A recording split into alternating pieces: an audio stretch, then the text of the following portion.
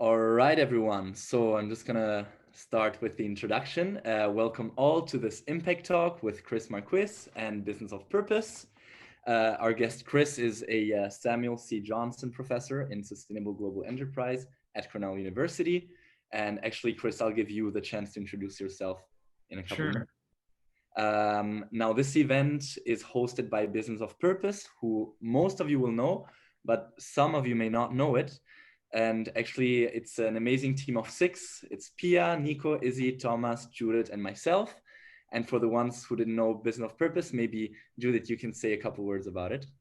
Absolutely. Welcome everyone. Super happy that so many people from all around the world is joining. And yeah, mostly as Danny was saying, mostly everyone knows what business purpose is. We are a global community for purpose-driven business professionals who are on a mission to build a business world that champions sustainability, equity, and well-being.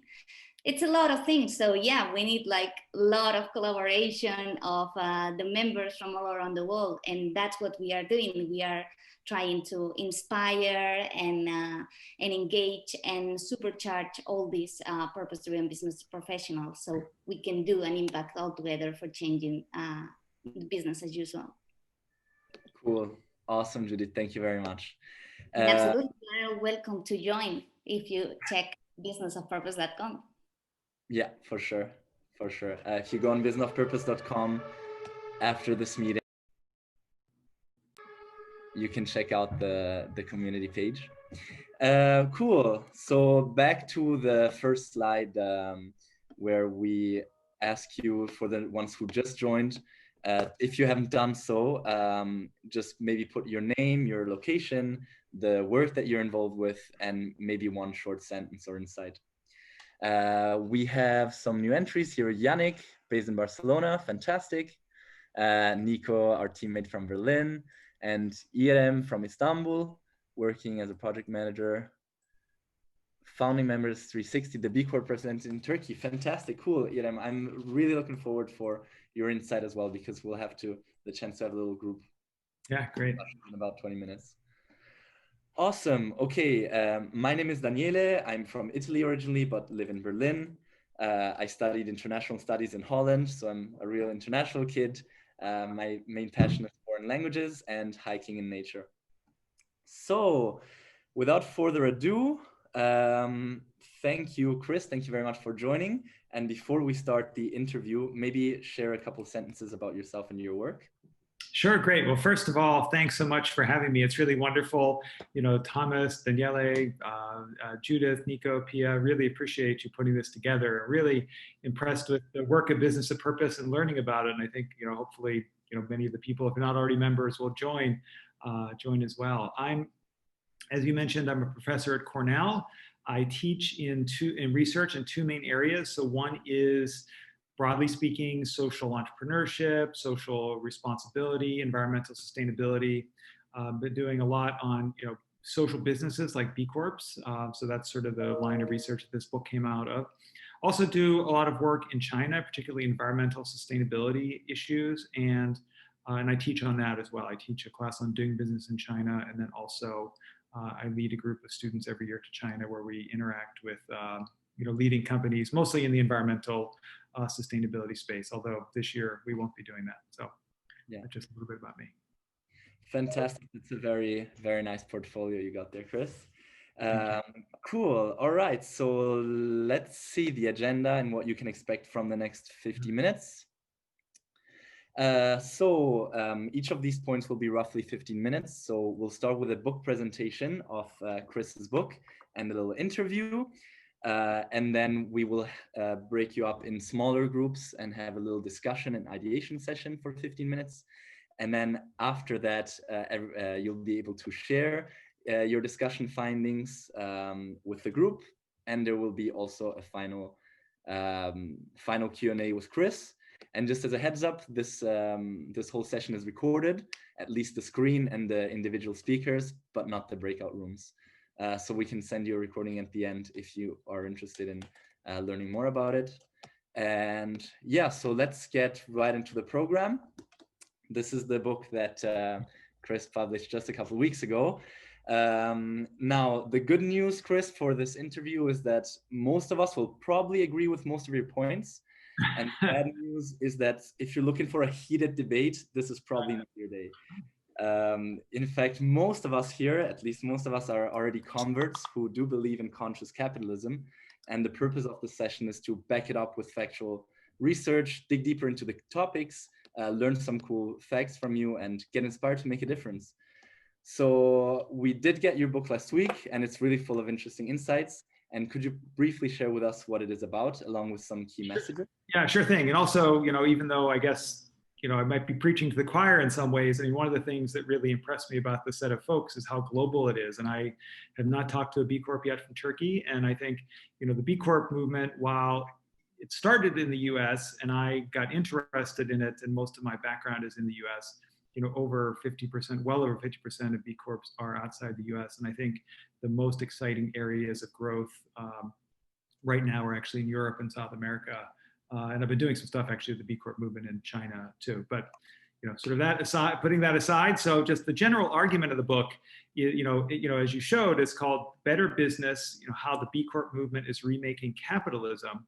And the idea is that, markets, business, economies, throughout the world, particularly sort of the US, UK, sort of Anglo world, but I think it's also spread to other areas extensively as well, are so focused on really just short-term profit, providing economic benefits to shareholders, and we really need to shift our economic systems to much more stakeholder-driven, much more focused on the rights and needs of employees, environmental issues, communities.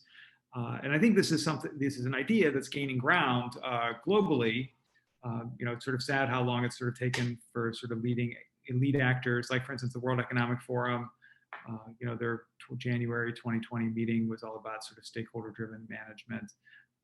And so the book is really, in some ways, it uses B Corps in the title, and I study a lot of B Corps, but the argument is not necessarily that there should be more B Corps, although I think that's great, but that actually through this movement, a lot of tools and processes and ideas have been created that can help all companies be more stakeholder driven, that can attend to their employees and the environment in a more effective way. So I think that the key message is that all companies can be better along these lines of meeting social and environmental impact goals, and here are some ways to do that. Fantastic, cool. That's a really good point. Not everyone has to be perfect, but we just need more companies doing the right thing. Right, and I'll just add a quick thing. And since there's a B Corp, it's actually very hard to become a B Corp. It's very rigorous. There's only about 3,500 globally. It's a pretty small number. I think the number will never really be huge because of how rigorous it is. But the extent to which all companies can use these ideas, that's great. So sorry for cutting in. No, it's perfect. That was a really good clarification, actually. And I suppose that many people here are somewhat familiar with the topic, but could you just give a quick definition of what actually makes a B Corp a B Corp? Sure. So a B Corp is a company that is certified for its social and environmental performance by an independent third-party nonprofit called B Lab. So, this companies have to go through an assessment called the B Impact Assessment. They have to score 80 out of 200 in that assessment, which sounds like it's like only 40%. That doesn't sound that hard. Actually, it's quite difficult to achieve that score. It's across the areas of workers, customers, communities, environment, and governance. So, it's a holistic assessment of the company. And, people might be more familiar with like fair trade certification, organic certification. And these are certifications that are of, certain like processes or types of products. But the B Corp certification is the only one that's really about the holistic company's performance. So that's what a B Corp is. And as I mentioned, it's global. So, everything from, Danone, which is a large global, health and nutrition company, which many people I'm sure know out of Paris, $30 billion, 27 subsidiaries, to Roshan, the largest telecommunication provider in Afghanistan, to Patagonia, US, very famous environmental sustainability focused company. Cool, cool, awesome. It's also great to see like such a diversity in fields, in industries as well that can certify as B Corps, which probably explains why they only have to fulfill 80 out of the 200. Now, about your book, who is it mostly aimed at? Like, who are the people who shouldn't miss reading it? This is the question about the book before we also dig deep. Topic. I think, sort of, I hope, that, I mean, so clearly, I think companies that are B Corps, it's actually very useful for them to share with their suppliers, their, other sort of stakeholders, community members, et cetera. So that's sort of a core constituency in some ways. But I hope that, it's not just about preaching to the choir, but actually expanding the conversation and bringing new people in. So I think that, entrepreneurs that have a social interest, this provides a good sort of background on like what a B Corp is, how it can help how becoming a B Corp can help the company. I also think larger companies, this is, I think, the forefront of the B Corp movement is, larger companies coming on board. And I hope that sort of executives of large companies will also find interest in it too. So it is sort of entrepreneurs, corporate leaders, I think, is the key type of reader. Cool, fantastic. Now, going back to your core argument of the book, as you say that the core argument is not that there should be more, not that there should be more B Corps with the certification, but that all companies can and should be more like B Corps. Yeah. Now, what is something that every company can learn from the B Corp model? I guess, I guess they're sort of relatively macro level, but, what you measure and track matters. I mean, so many, and these are companies that I've studied that are committed to this movement mostly. And so many of them told me that, okay, maybe they're a company that's really very environmentally focused. They go through this assessment and they learn that there, sort of pay inequities in their company. There are, issues with sort of diversity that they were sort of unaware of. And I think, there's many things that even probably the most rapacious capitalist company that would actually say, wow, that's something that I didn't realize in my company, I should probably change it. So I think that, this, a key message of the book is that actually going in, measuring, tracking these very important items is a very important learning opportunity for the company, because, so many companies, they think that they're doing great on certain things, but then once they actually see the data, and then the B impact assessment also has a useful sort of benchmarking aspect to it. So you can see how other companies are doing, other examples. So it's a real, actually the reason why I called the book Better Business is that, many of the companies that I talked to said, we got into this because of the social and environmental impact that we want to actually, have certified, but coming out of it, we're just a better business overall, because this B impact assessment really helps us be, sort of more systematic in our management. So I think that, the idea of tracking, measuring, is hugely important on these topics for every company. Cool. And is this tracking and measuring tools, are they accessible to any company or? Right. Yeah. So the B impact assessment is a free tool that any company can use. Awesome. There is a certification fee. So if you decide to become a B corporation, there's a certification fee that is sort of a sliding scale based on the revenues of the company. Yeah. But to use the tool, totally free. Even though there's 3,500 B Corps, over 100,000 companies use it. Banks use it, for instance. There's a bank. I was just on an event in Toronto last night.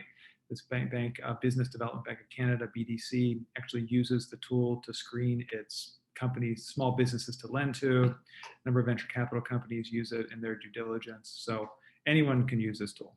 Awesome. Cool. And it also, I suppose it also gives some very actionable insights on how to become more like a B Corp, I suppose. Right. Yeah. Exactly. And actually, before starting with Business of Purpose, I myself, I was aware that there are some conscious companies, but I wasn't aware of the B Corp logo itself. Actually, also in your book, you say that at least 3 years ago, maybe now it's more, but only 7% of American consumers knew the B Corp logo. it's definitely more by now, but one question that we want to know is what would make the average consumers, because obviously we live in our purpose-driven bubble a little bit, and everyone sort of on the boat. But what would make the average consumer acknowledge and appreciate B Corps, but also just regular purpose-driven businesses more than now? Yeah, I think on the B Corp side, I mean, this is something that I really I struggle with. Not the right word, but I think it's it is a challenge because these companies, they're putting their brand equity into it, and they maybe they're doing it because they want to lead in this area, but maybe they also want to get something back. So actually, I think the consumer awareness thing, a number of companies said to me, we really hope that this changes, and I do think that, to your question, that things are moving in a very good direction for a couple reasons. First, the most recent data I heard, it came out after my book was already with the publisher, but now it's 22% apparently. So that's a pretty dramatic, still not a high number, but it's a dramatic increase from 7. And I think that in some ways we have, and I talk a little bit about this in the book, but we have sort of crossed the tipping point on this, sort of these tipping points where growth rates go, they're very gradual, and then there's something, and then they go at a much steeper rate. And I think part of the thing is all these larger companies that are getting on board. So for instance, I'm in the US, so I can really only mainly, as far as sort of particularly over the last, number of months on the ground in the US, speak to this. But Danone, North America, is a certified B Corporation. This is a $6 billion company. They make all kinds of products, from the yogurts, Oikos Greek yogurt. Their branded yogurt in America is called Dannon, not Danone. One of the most popular yogurt brands, if not the most popular. They might be one of the top 2. They make other very well-known, like organic Horizon organic soy milk, which is a very well-known brand. Silk soy milk, another sort of very well-known soy milk brand, probably the sort of standard soy milk brand people have. All of these now have the B logo on them. Wow.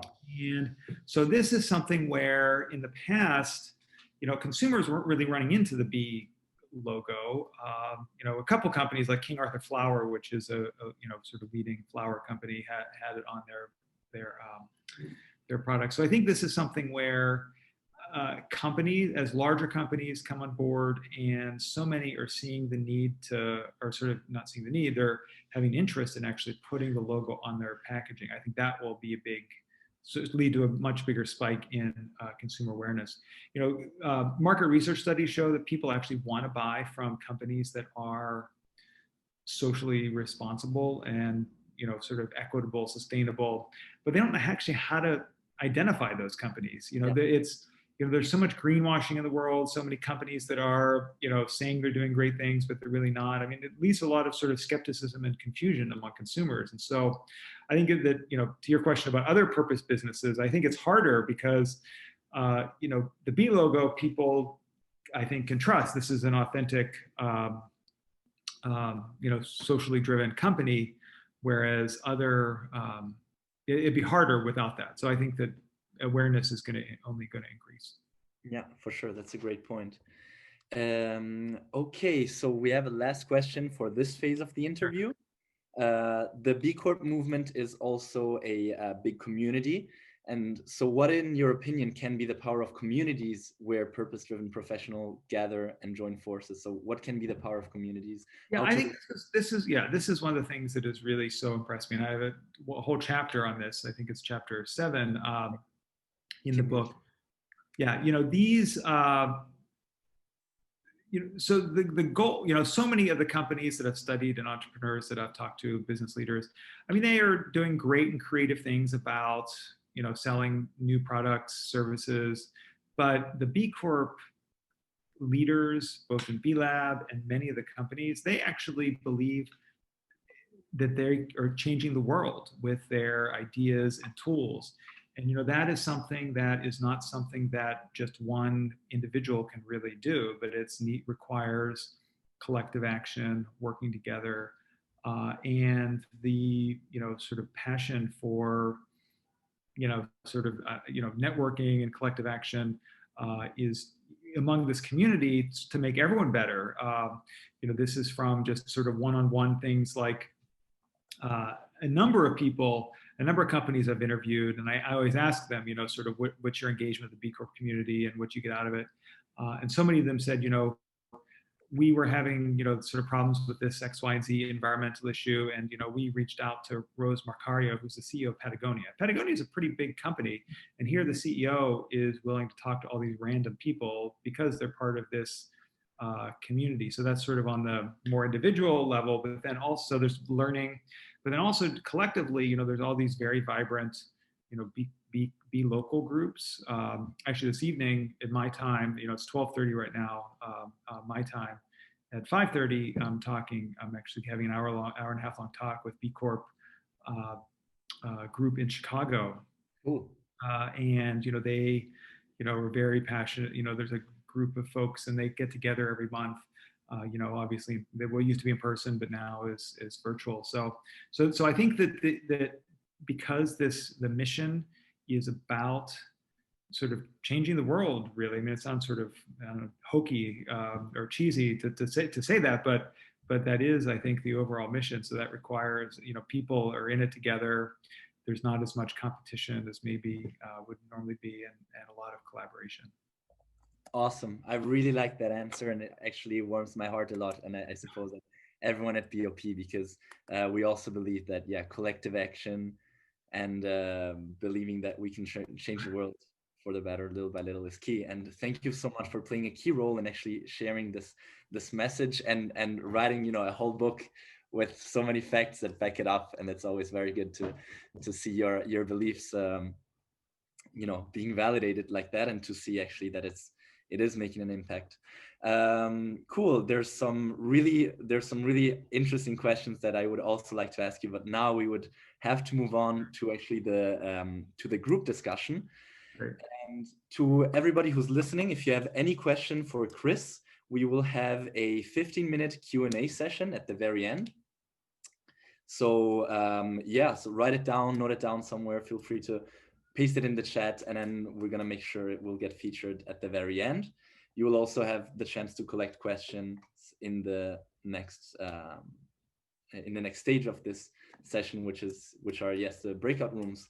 So within the next minute, my colleague Thomas at BOP is gonna set up some breakout rooms. There will be 3 different rooms in a roughly equal amount of people, and you'll have a couple minutes to discuss some questions in there, collect some ideas, something really casual. And also Chris will come by every now and then and say hello.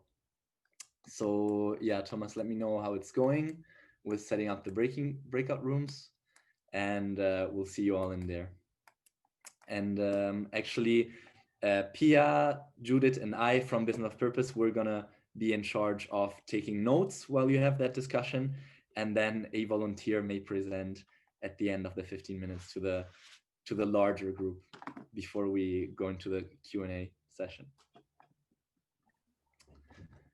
Cool. So just click on the blue button, join, and see you in the breakout rooms.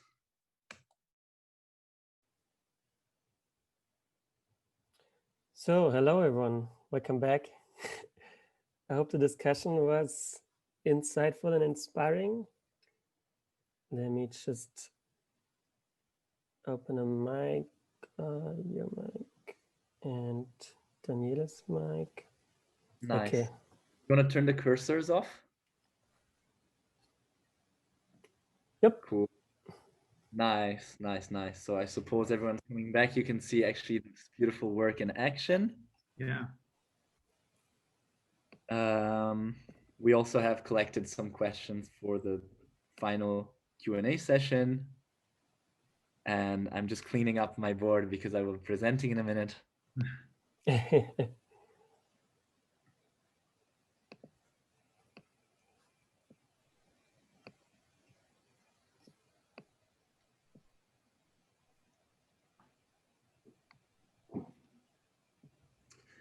Cool. Do we have an overview if everyone's back in the main room?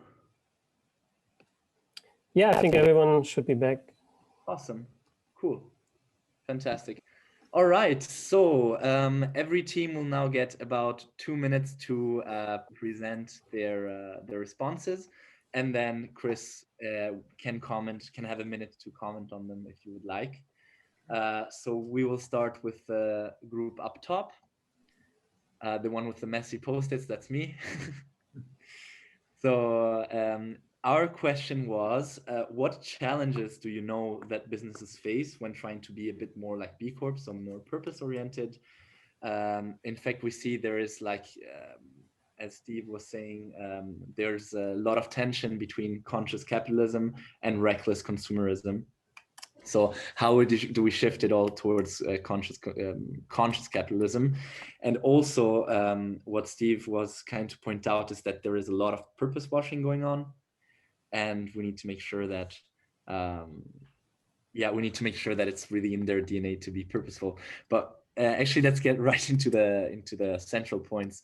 So the challenges are that it obviously costs more money to be more like a B Corp, of course, because using more sustainable resources, giving loans to your employees, and all of that is actually costs more money and might not be profitable if you don't believe in it. And also, even if you have the money for it, you may not have the time to actually restructure your whole businesses. And that makes also the Danone case study very interesting, because they're such a huge corporation and they were able to reinvent themselves. Also, as Irem pointed out, there might not be enough consumer awareness. And if you think that consumers will not appreciate it, it might not be worth it. And also, Irem actually proposed a solution that sort of a tax reduction for B Corps, and which would make it more profitable in the long term. And another question is, if the supply chain is very big, how do we actually track every single step? How do we make sure that all the people in the supply chain are being sustainable? Actually, yeah, I see the time is almost over. So let's move on to the next group. If there's anything you would like to say, Chris, otherwise we can move on to the next. There's a ton. I mean, probably I could speak for the next hour on these were like sort of very core issues, but why don't we keep going, and then maybe at the end. Sure, of course. That's a good point.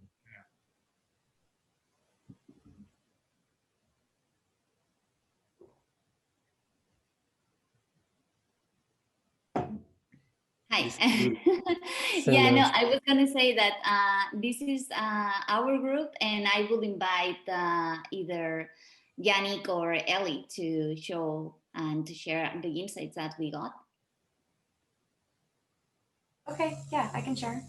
So what can be the power of communities when purpose-driven professionals join forces? A lot of the themes were around collaborating, benefiting from, more heads are better than one, especially when it can be lonely within an organization, and maybe you're just starting a movement. There are other people just like you who might be doing the same thing, so you get support, emotional support, and also you can be empowered with more information and tips and strategy on how to actually start something from the community.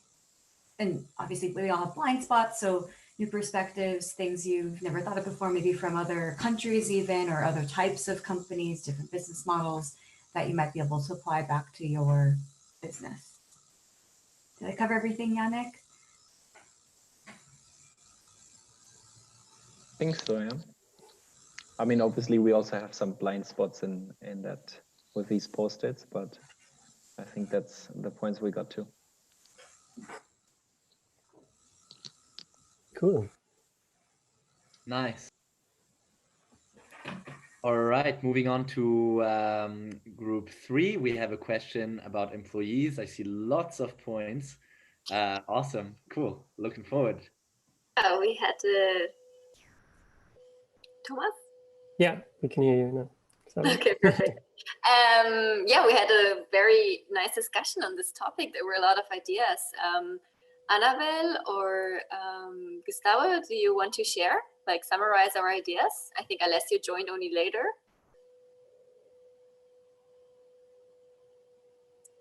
Annabelle, I see you unmuted. I can start. We talked about really having a very clear and concise short purpose that would really not just sit in documents and on walls as posters, but would change into values and behaviors of employees, really with the idea that everyone would start walking the talk, not just when they're at work, but also seamlessly, hopefully, when they're out of work in their home life, in their home communities, wherever, such that they could become like change agents for getting new perspectives or shifts in behavior. Sorry, I can't read all of the post-its, but I think that was really the essence of what we were wanting. So it's not just an isolation, so when you're at work, that's what you do, but it's got real value and it makes sense. You know, it's easy for people to take up. It's simple, it's concise. Gustav, you spoke a lot about the learning from each other and the competitiveness to collaboration. Yeah. So I think one of the interesting point here is having empathic companies. Empathic not only with their employees or the community or the world, even with their competitors. So how to do that? Because I know it's so good, but no one says, or no one's, probably the big corp are doing this. What about the others? So how can we challenge the status quo? This is I think the main question I have for Chris. Yeah, thank you so much, you two. Like that was a very nice summary, and yeah, we already have our first question, Danny. So open the floor for Q&A. Yeah, perfect. Thank you. Can you repeat the question? Just last question. I think so. So I think most of the points on employees and community for the second group. I mean, I'm sort of on board with. You know, I think that you hit a lot of the reasons why it's important or like sort of the benefits of having the community. And I talked a little bit with the group. That was the first group I actually visited. The second group in your chart. The third group, though, I started actually when you were talking about another section, so it was good to hear about all the different like employee benefits. And I think was it Gustavo? Maybe were you articulating the question? Could you say again what that was? No. Why do we have a lot of non-big corporates?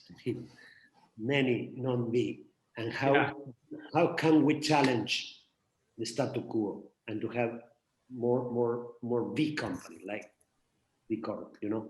Yeah, I agree. Yeah, so in some ways, I think, you know, my perspective is that I think we need to challenge more companies to be B corporations, but also, you know, some companies may just not want to do that, but I think we can still challenge them to be more socially and environmentally responsive. And I think that, you know, one of the things when I give talks on this, like the last slides I have are actually sort of a call to action for people to be, you know, more conscious consumers. You know, in the US right now, there's a lot of things in the news about the voting. And in some ways, like we vote all the time, every day with the dollars or whatever currency you're spending your money in. And I think that this is something we as consumers, I know, like, particularly since I wrote the book, I mean, before I was a little bit conscious consumer, but I go to the B Corp website every time I want to buy something. I'm like, okay, is there a company that, you know, B Corp that does this? And I think that, yeah, I mean, I think the more and more that we can convince people as consumers that to buy with purpose, that then really will help from the sort of grassroots push this forward. Cool, fantastic. Yeah. Thanks. Yeah, we must not forget we're all purpose business professionals, but first of all we're consumers, right, actually, and we do vote with our dollars. Yeah. Okay, so first of all, thanks to everyone for all of your input, for sharing, contributing, and most importantly listening. It's been really nice to see that everyone is so active. Do we have any more questions for Chris? Okay. Yeah, it'd be great if there was a B Amazon. I mean, I must admit, I mean, Amazon's sort of the evil empire in some ways, but they're so easy to use. So I do actually, I'm embarrassed. on some, but I would agree that if there was some way to actually find a new platform like that, that would be great.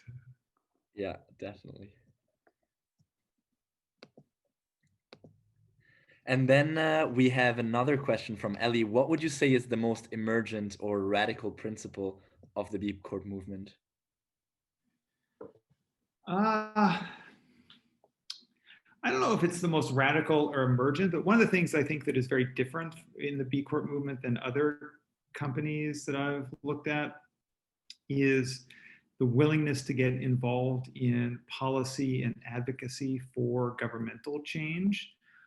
So, this could be, I see this, just speaking from my US experience around ingredients that, sort of different regulations around ingredients that might go into cosmetics or actually be part of paint for automobiles.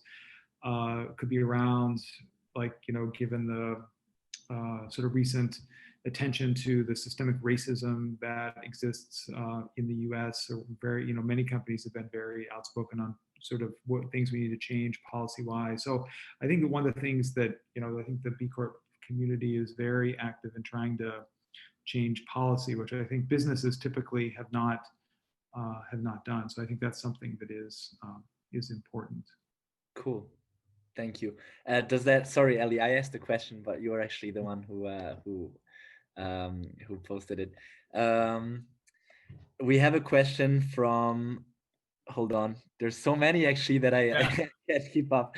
Jennifer, would you like to unmute yourself and ask the question to Chris?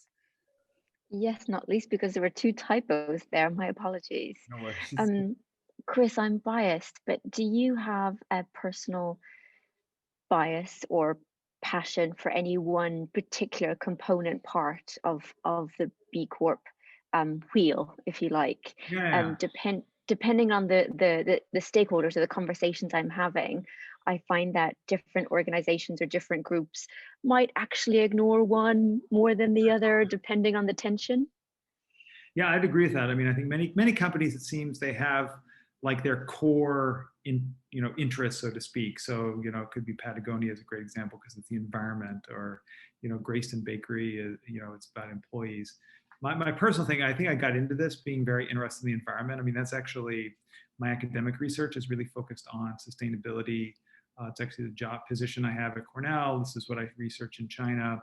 But I think that actually through working on this, that I've become much more passionate about the employee impacts, because this is something where, you can see within companies, huge changes that they can make, where, going through this, they can identify, a variety of inequities or lack of sort of policy procedures that companies have, and then they can actually make those changes. So I think that's,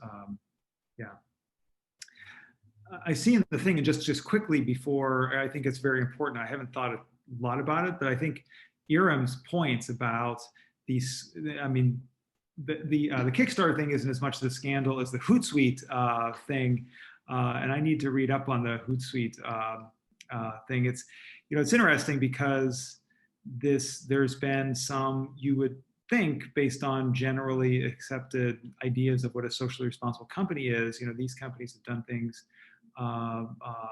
sort of, not unionize, not allowing unions, or something, something with the U.S. Immigration Service, which is, at least it violates sort of my values. And I think it's hard to know where to draw the line on these things. I mean, one of the things about the B Corp assessment is that it's like a holistic. And so, it's, if you are doing a lot of good things, what certain bad things could you do to actually not qualify yourself?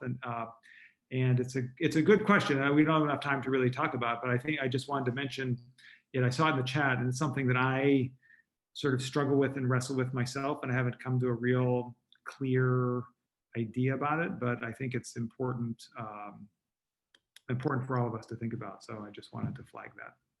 Cool. Awesome. Thank you.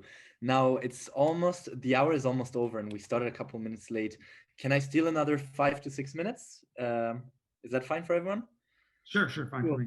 Cool. At least then most of the question will have been addressed. One question from Steve. Steve, the one about the downsides of B-Lab. Would you like to ask that to Chris? Yeah, Chris. I'm always looking for problems, and maybe I shouldn't. Maybe that's good. But everything in the garden can't always smell of roses. What are the challenges? What are the problems? What are the potential problems going to be with B Corp?